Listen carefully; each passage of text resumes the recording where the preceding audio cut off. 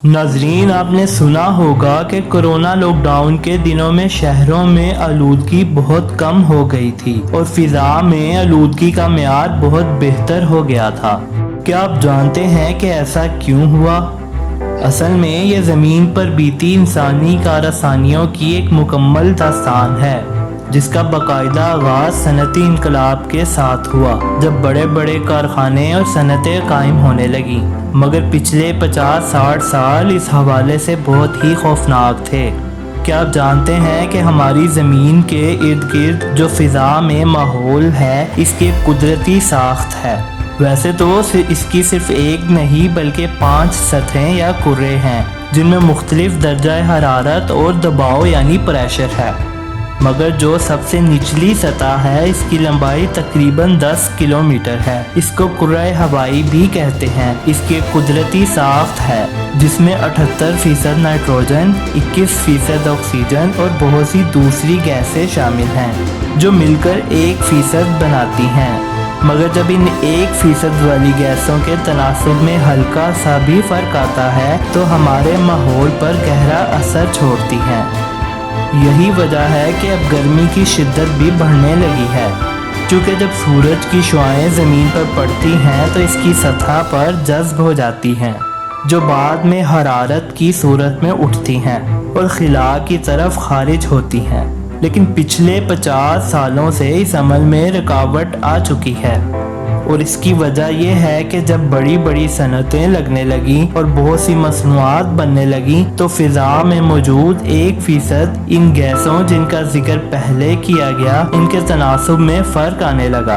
ان میں بہت سی گیسیں شامل ہیں، مگر سب سے اہم کاربن اور اس کی مصنوعات کے جلنے سے بننے والی گیس یعنی کاربن ڈائی آکسائیڈ سب سے اہم ہے، کیونکہ یہ سب سے زیادہ مقدار میں خارج ہونے والی گیس ہے۔ یہ وہی گیس ہے جو پودے جذب کرتے اور ہمیں آکسیجن کی شکل میں واپس لوٹاتے ہیں۔ لہذا جنگلات کی کٹائی سے بھی اس کی مقدار فضا میں بڑھی ہے۔ کارخانوں اور صنعتوں کی چمنیوں سے نکلنے والی گیسیں، کوئلے اور ایندھن کے جلنے سے بننے والی گیس، نامیاتی کھادوں کی تیاری میں بننے والی گیسیں، گاڑیوں سے نکلنے والے دھوئیں، مصنوعی کیمیکلز اور تیزاب کی تیاریوں کے عمل میں بننے والی بہت سی گیسیں اس میں اضافے کا بڑا سبب ہیں۔ ان گیسوں کو گرین ہاؤس گیسز یا پودا گھر جیسا اثر رکھنے والی گیسیں بھی کہا جاتا ہے۔ آپ نے دیکھا ہوگا کہ پودا گھر میں ایک مصنوعی ماحول فراہم کیا جاتا ہے جو بہت سی حرارت کو اپنے جال میں اکٹھا کر لیتا ہے۔ یہی عمل ان سب گیسوں کا بھی ہے۔ جب یہ فضا میں بڑھ جائیں تو زمین سے نکلنے والی حرارت یا ہیٹ کو اوپر خلا کی طرف نہیں جانے دیتی اور نتیجتاً زمین کی سطح کے قریب درجہ حرارت بڑھنے لگتا ہے، جس کا نقصان صرف یہ نہیں کہ درجہ حرارت بڑھتا ہے بلکہ گلیشیئرز کے پگھلنے میں اضافہ اور سمندروں کی سطح بھی بڑھنے لگتی ہیں۔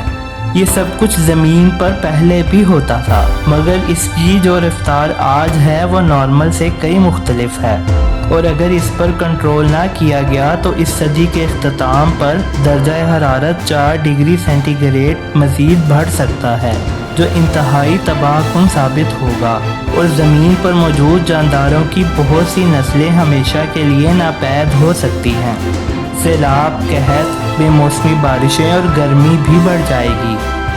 کیا آپ جانتے ہیں کہ اس صورتحال سے بچنے کے لیے کیا اقدامات کیے جا رہے ہیں اور اقوام متحدہ کا اس میں کیا کردار ہے؟ جاننے کے لیے ہمارے آنے والی ویڈیو سے جڑے رہیے۔